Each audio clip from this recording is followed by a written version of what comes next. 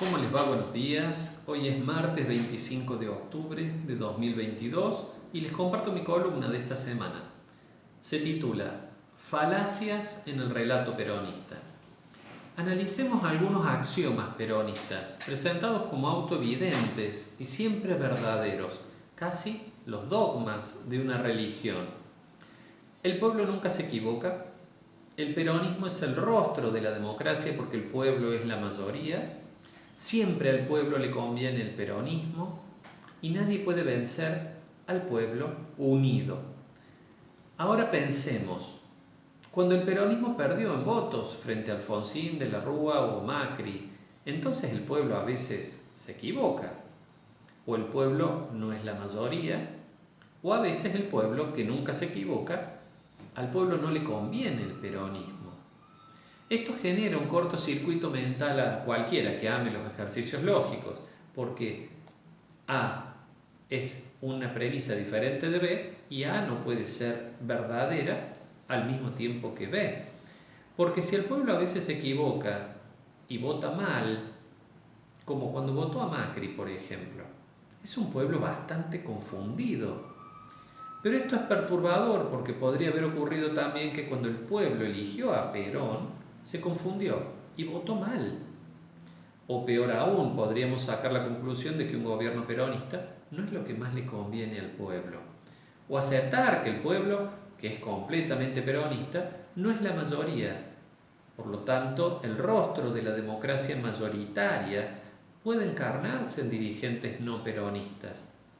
Y si decimos que el peronismo minoritario en algunos momentos ataca hasta voltear a un gobierno democrático mayoritario no peronista, entonces el peronismo no es democrático ni mayoritario en esos momentos. ¿Sería una minoría autoritaria?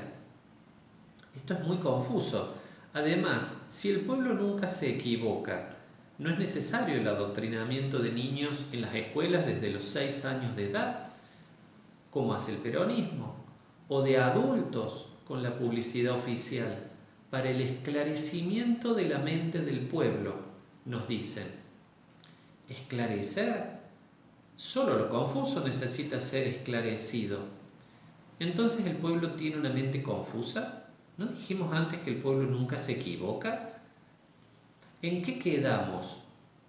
Si decimos que muchos se confundieron votando a Macri, estamos aceptando que el pueblo a veces se equivoca, como ocurre con todo ser humano. Y si el pueblo se confunde, es eventualmente engañado o se equivoca, eso es abrir una puerta muy peligrosa para el relato peronista, porque bien el pueblo pudo equivocarse o incluso el pueblo pudo ser engañado cuando votó y eligió libremente a Perón, Néstor, Cristina y Alberto. El peronismo suele acudir a un parche interpretativo. Cuando un dirigente peronista pierde, se dice que no era realmente peronista. Cuando Menem privatiza todo lo que Perón estatizó y pasan los años y se ven errores, se dice que Menem no era realmente peronista. Era un campeón del neoliberalismo. Para la postura de este parche lógico, el peronismo no sería entonces un partido político concreto, sino una suerte de espíritu o atmósfera que flota por encima de un dirigente, y es el pueblo el que tiene el don divino de nunca equivocarse y señalarlo.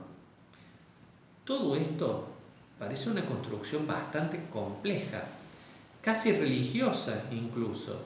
Quizás lo entendamos mejor agregando otro axioma, otra verdad peronista.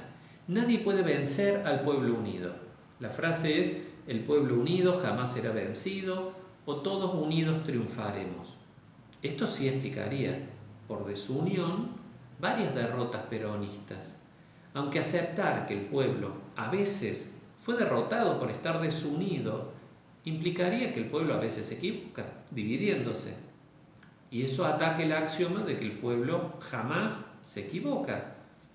Alguno me dirá que en realidad son los dirigentes los que se dividen y que el pueblo jamás se equivoca. Pero si una parte del pueblo se dividió votando a los dirigentes que se dividieron, bueno, vuelve todo el embrollo lógico a empezar.